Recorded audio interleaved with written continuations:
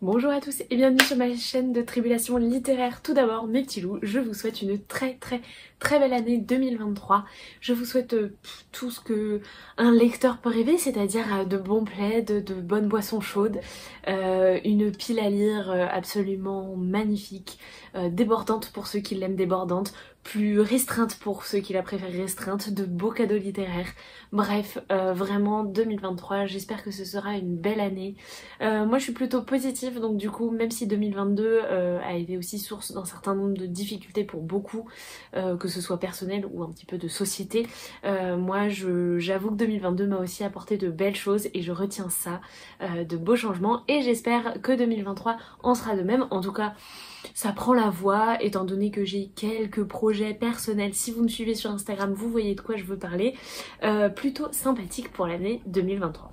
Aujourd'hui, pour vous faire un bilan, j'ai décidé de reprendre le tag PKJ Adieu 2022 et on commence avec le top 3 de mes lectures en 2022. Alors je vous avoue que 2022, voilà, je vous ai dit, il y a eu beaucoup de choses qui me sont arrivées très chouettes. Par contre, côté lecture, je me suis rendu compte que j'avais pas eu énormément de très gros coups de cœur. J'ai eu beaucoup de bonnes lectures, mais en relisant un petit peu la liste de tous les livres que j'avais pu lire cette année, j'avais du mal à retrouver vraiment un titre qui m'aurait vraiment énormément marqué. Je sais pas si vous voyez ce que je veux dire, mais c'était un peu difficile à trouver, mais j'en ai quand même 3, hein. Faut pas non plus le cacher. Le premier, il s'agit de Alma, le tome 2, de Timothée de Fontbelle, publié chez Gallimard Jeunesse. Ce tome 2 a été une excellente découverte pour moi. J'ai été ravie de découvrir la suite des aventures d'Alma, qui je trouve prend en ampleur dans ce second tome. Et on découvre des choses vraiment hyper intéressantes. Autant le premier posait les bases, autant dans celui-ci on ne s'arrête pas, il y a un excellent rythme. Et j'ai trouvé l'histoire absolument incroyable. Et enfin, je serais très curieuse de découvrir le fin mot de cette histoire. Ensuite, j'ai terminé une saga coup de cœur, il s'agit de Aurora Squad. C'est écrit par Jay Christophe et Amy Kaufman, publié chez Casterman, et ça a été une excellente lecture, à tel point que je me suis posé la question de si ça avait pas détrôné Illuminae dans mon cœur. Je ne pense pas, mais franchement c'est pas allé loin. En tout cas les personnages sont absolument incroyables, j'ai passé un moment de lecture absolument croustillant à retrouver ces personnages, cette écriture, cette aventure dinguissime. Vraiment Aurora Squad, l'une de mes meilleures sagas de science-fiction young adult, je ne peux que vous la recommander. Et le troisième livre de ce top 3, je ne l'ai pas en ma possession puisque c'est ma maman qui me l'avait prêté et ça a été une très belle découverte. Il s'agit de La commode au tiroir de couleurs. C'est écrit par Olivia Ruiz et c'est publié, si je dis pas de bêtises, moi je l'ai lu au livre de poche, en poche, ou ça a été publié chez Gallimard, JC Lattès, je ne sais plus, je suis désolée, j'essaierai de vous remettre une petite vignette ici. Ça a été une très belle découverte. Alors oui, ma mère me l'avait fortement conseillé, je l'avais vu un petit peu passer sur les réseaux, mais je pensais pas avoir un tel coup de cœur pour cette histoire, pour cette aventure, que je ne peux que vous recommander. C'est une histoire familiale bouleversante, faite d'éclats de joie et de tristesse très profonde et absolue. Vraiment, ça a été une magnifique découverte. Deuxième point, mon flop 3, et figurez-vous que ça n'a pas été trop difficile à trouver, puisque j'ai eu quand même quelques déceptions cette année. La première c'était Queen Kong, que j'ai trouvé sympa, mais en fait je m'attendais à mieux quand même. Il a eu la pépite l'année dernière au salon du livre de Montreuil et ça n'a pas été une découverte fascinante plus que ça. Ensuite j'ai été extrêmement déçue par Sally Lockhart de Philippe Pullman. Vous connaissez mon amour pour À la croisée des mondes et l'univers créé par Philippe Pullman. Je m'étais dit que voilà, lire quelque chose d'autre de lui en attendant la suite de La Belle Sauvage pouvait être une bonne idée. En fait j'ai détesté, mais vraiment j'ai haï l'héroïne de bout en bout, que j'ai trouvé insupportable tout simplement. L'aventure ne m'a pas plu, enfin vraiment très grosse déception pour ce livre qui a failli me plonger dans une panne de lecture. Donc là on est vraiment sur du très gros flop. Et le dernier c'est malheureusement le Club de l'ours polaire, qui ne m'a pas convaincue. Alors oui, en quatrième de couverture on nous vend une aventure à la Philippe Pullman, mais vraiment la marche elle était là et le livre il est vraiment beaucoup plus bas. Je suis désolée, mais il ne souffre malheureusement pas la comparaison et ça l'a pas du tout fait pour moi. Alors ensuite je me suis retrouvée bien bête, puisque la troisième catégorie c'était meilleur roman lu chez PKJ en 2022. Et là c'est la honte. je n'en ai lu aucun. Et pourtant j'ai vraiment cherché, mais je n'en ai lu aucun de chez PKJ.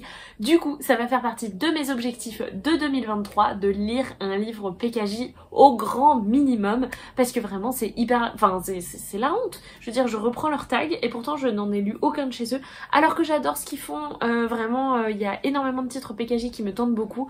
J'aurais dû lire le 3e tome de Nevermore, mais je l'ai un peu repoussé parce que le 4e tome est toujours pas sorti, donc...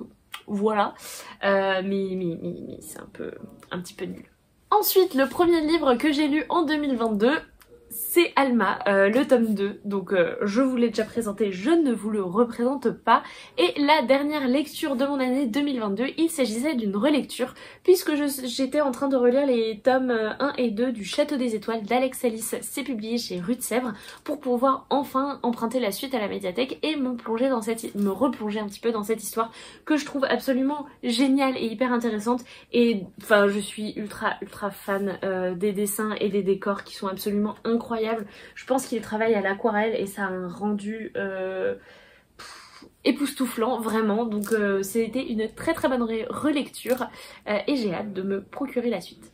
Ensuite, la plus belle couverture des livres que j'ai pu lire en 2022, j'ai choisi de vous montrer Galante de V.E. Schwab. C'est publié chez Lumen et je trouve que Lumen a fait un travail absolument incroyable sur ce titre en termes de fabrication. La couverture, elle a cette rigidité du papier que je trouve géniale. Il y a un fer à dorer, enfin rouge là. L'illustration en elle-même, je la trouve aussi splendide. Donc vraiment, je trouve que c'est l'un des plus beaux livres que je me suis procuré et que j'ai pu lire en 2022. Une saga terminée en 2022, je suis très fière de vous dire que j'ai terminé la saga Grisha de Leigh Bardugo, c'est publié chez Milan. Je suis très fière de moi d'avoir réussi à terminer cette saga puisque j'avais lu le tome 1 lors du premier confinement en 2020 et j'avais laissé passer le temps puisque j'ai lu le tome 2 en début d'année et le tome 3 en fin d'année et je suis assez contente d'avoir réussi à lire cette saga en entier et je serais très curieuse de me plonger dans King of Scars, même si je vais laisser passer un petit peu de temps avant de commencer encore une autre saga. J'en ai fini une, c'est déjà bien. Ensuite, la maison d'édition la plus lue en 2022, ça ne surprendra personne puisqu'il s'agit des éditions Jungle pour lesquelles je travaillais jusque fin novembre dernier. Et bah forcément, quand on travaille dans une maison d'édition, on lit énormément de livres et de textes de la maison, encore plus quand il s'agit d'une maison d'édition de BD parce que vraiment là pour le coup, je lisais quasi l'entièreté de la production. Et là, je vous présente l'un de ceux qui me restent à lire que j'avais ramené chez moi il y a un petit moment et il faudrait vraiment que je me relance dans Néo parce que j'aimais vraiment énormément les BD autant dans l'histoire que dans les dessins. Donc moi en tout cas je n'ai lu que les BD, j'ai jamais lu les romans mais je les trouvais trop chouettes. Ensuite mon auteur de l'année est sans conteste J. Christophe puisque j'ai découvert Nevernight à la fin de l'année et que j'ai absolument adoré cette saga que j'ai trouvé juste tellement complète, complexe, avec une héroïne badass à souhait. Vraiment ça a été une excellente découverte et J. Christophe va continuer d'être un auteur phare en 2023 puisque dès aujourd'hui je me lance dans la lecture commune avec ma petite Tida du tome 2. Ensuite, le dernier livre à avoir rejoint ma palle, il s'agit de 1Q84, le tome 3 de Haruki Murakami. C'est publié ici dans une édition que j'aime beaucoup de chez 10-18. Je l'ai trouvé à 1€ chez Book Off alors que j'étais en no-buy. Mais franchement, il me manquait que le tome 3. Il était à 1€ dans l'édition que je voulais. Vraiment, j'ai craqué, voilà. Ensuite, avant-dernière question, livre dont j'ai le plus entendu parler cette année. Par contre, c'est un titre PKJ puisque j'ai énormément entendu parler de Inheritance Game, publié chez Pocket Jeunesse. Les tomes 1 et 2 sont sortis dans l'année, je crois, et le 3e tome est prévu pour le début d'année prochaine. Et honnêtement, c'est un titre qui me fait très envie parce que j'ai entendu énormément d'excellents avis dessus, autant sur l'histoire, sur l'intrigue, que sur la plume, que sur les personnages. Et j'avoue que cette histoire m'intrigue plutôt bien puisque l'héroïne va, on ne sait pas comment, on ne sait pas pourquoi, hériter de la fortune d'un vieux monsieur, mais la condition pour hériter de tout ça, c'est d'aller vivre avec la famille justement déshérités, et notamment 4 jeunes hommes plutôt mignons. Donc je suis assez curieuse de découvrir cette histoire et il est vraiment on top en ce moment de ma wishlist. Et enfin, la sortie la plus attendue de 2023, c'est Sky Hunter de Marilu. Il sera publié chez De Saxus et je suis en pleine hésitation parce que j'ai très envie de me procurer la version reliée. Sauf que je suis en no-buy jusqu'au 14 janvier, donc du coup, je pense qu'il va falloir que je demande l'accord de mes amis pour pouvoir faire ça. Je sais pas, je vais voir comment je me débrouille. En tout cas, c'est celui qui me fait le plus envie. Warcross avait été un coup de cœur incroyable il y a quelques années pour moi et j'ai très envie de me replonger dans la plume de Marilu, donc c'est l'occasion parfaite. Sur ce mes petits loups, je referme cette vidéo, j'espère vraiment qu'elle vous aura plu. Ça m'a fait plaisir de se faire ce petit tag, ça change un petit peu de la très longue liste des 20 meilleures lectures. Et cette année je me sentais pas vraiment de faire mes 20 meilleures lectures ou même les 10 meilleures lectures, dans le sens où encore une fois, j'ai eu ces fameux 3 coups de cœur ont été vraiment de bons coups de cœur.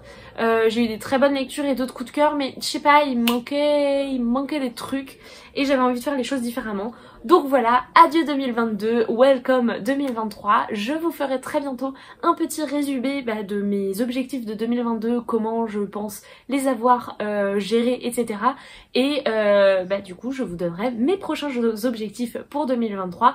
Petit spoiler, je vais rester un petit peu dans cette vibe où j'avais fait des objectifs qui étaient quand même assez réalisables, parce que je suis hyper fière d'avoir pu réaliser quasiment tous mes objectifs en 2022 et c'est une fierté et on se sent bien et c'est plutôt chouette. Sur ce mes petits loups, je referme cette vidéo. Si elle vous a plu, n'hésitez pas à mettre un petit pouce bleu ou un commentaire. N'hésitez pas non plus à me dire s'il y a des vidéos que vous avez envie de voir apparaître sur la chaîne. On va garder en 2023 cette manière de faire où je fais un vlog lecture par mois et puis en fonction du temps que j'ai pour monter, pour filmer, etc. je vous intercalerai de temps en temps des petites vidéos. N'hésitez pas non plus à aller me suivre sur Instagram où je suis quand même très présente, on va dire, et je suis là vraiment tous les jours, je vous raconte un petit peu mes lectures, etc.